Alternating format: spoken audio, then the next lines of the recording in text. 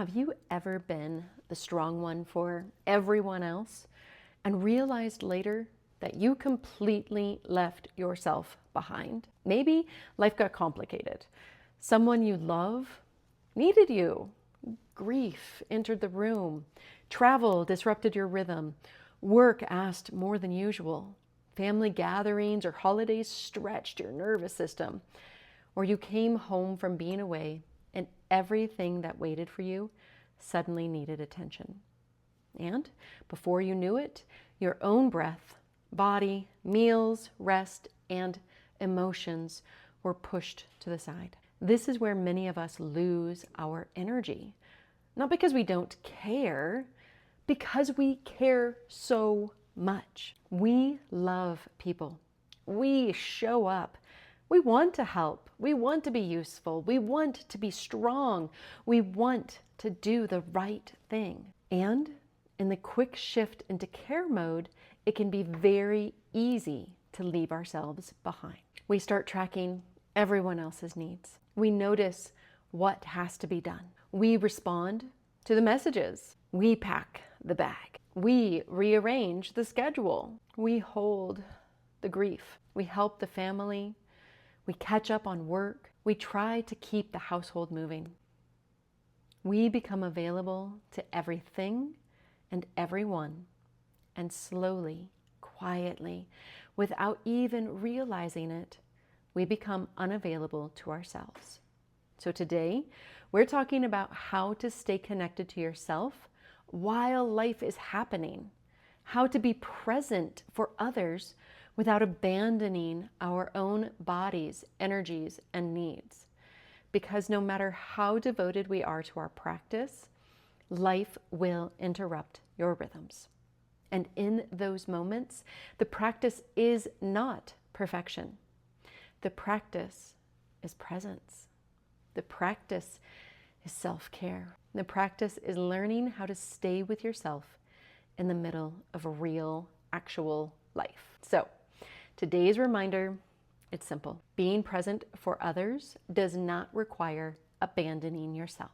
You can care deeply and still stay connected to your own body. You can show up for someone you love and still notice your own breath. You can give generously and still ask, what do I need right now?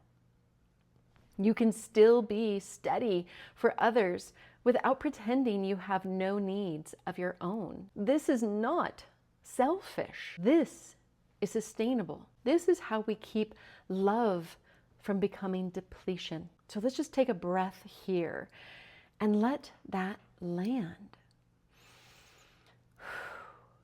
You can love others without leaving yourself. You can love others without leaving yourself. One of the ways we restore vitality is by remembering that giving and receiving are meant to be part of the same sacred equation. There will absolutely be seasons when life asks you to give more, when someone is grieving, when a family member needs support, when a child needs extra care, when work is demanding, when travel asks more of your body, when a holiday or a gathering stretches your nervous system, when life is simply fuller than usual. There are times when giving more is the loving and appropriate response. And there must also be times when you receive, times when you let others care for you, times when you let something be easier, times when you ask for help, times when you rest without earning it, times when you let the meal be simple, times when you let the message wait, times when you admit, I need a minute for myself, times when you remember that you are not the only one who can give love. You are also worthy of receiving love. If giving is always moving out and receiving is never allowed to move in, vitality begins to drain. Not all at once, but steadily, because the body cannot live on output alone. The heart cannot live on service alone. The spirit cannot live on responsibility alone. We need moments of nourishment, moments of pause, moments of being held, moments of honest check-in, moments where we return to ourselves and say, I am still here too. So today we practice staying with ourselves in the middle of real life, not after life calms down, not once everything is handled, not when the inbox is empty, the laundry is done, the family is settled, the grief has passed, and the schedule is perfect. No. Now. In the middle of real, actual life. Because this is where practice becomes embodied. Let's take a slow breath in together. And exhale gently. Invite your shoulders to soften. Your jaw to relax. Feel your feet or your seat connected to the ground.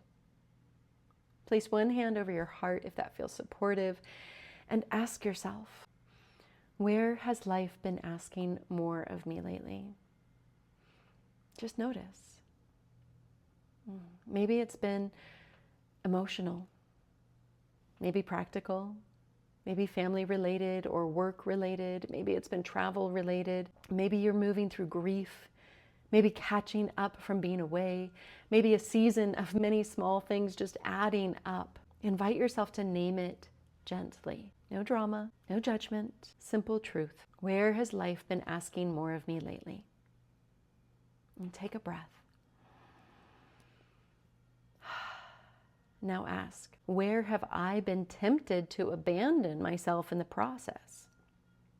Maybe you stopped checking in with your body. Maybe you ignored your hunger. Maybe you pushed through your tiredness. Maybe you held your emotions until later, and later never came. Maybe you said yes too quickly. Maybe you skipped the practices that helped you feel steady. Maybe you forgot that your needs still count. Again, this is not about blame. It's about awareness. Awareness is how your energy begins to come home. Take another breath. Now ask, what would help me stay connected to myself today, even while life continues?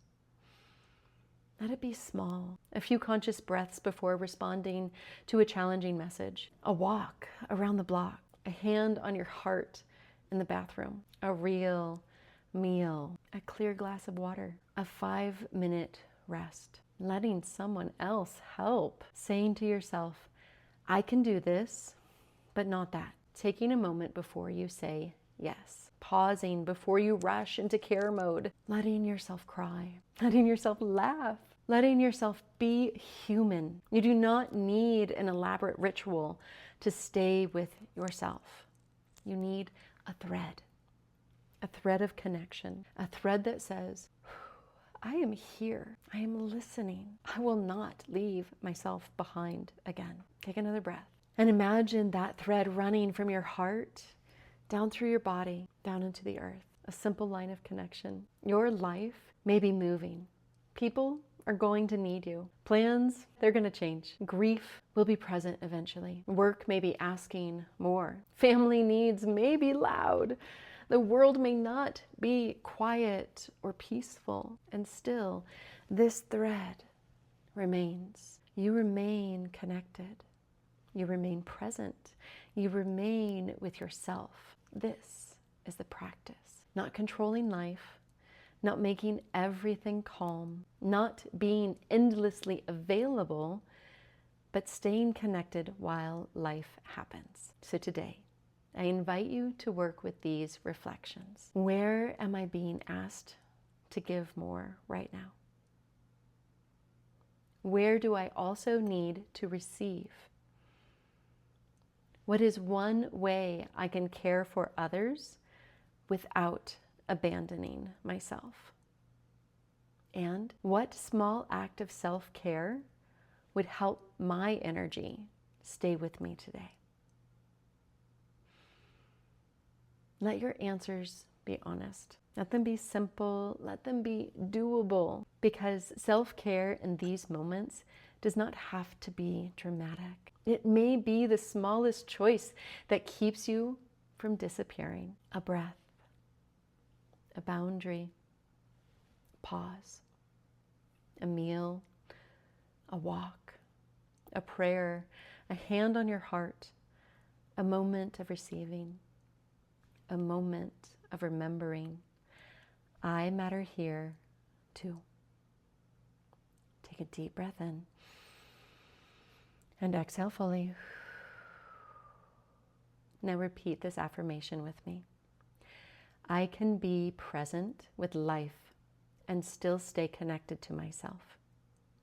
Again, I can be present with life and still stay connected to myself.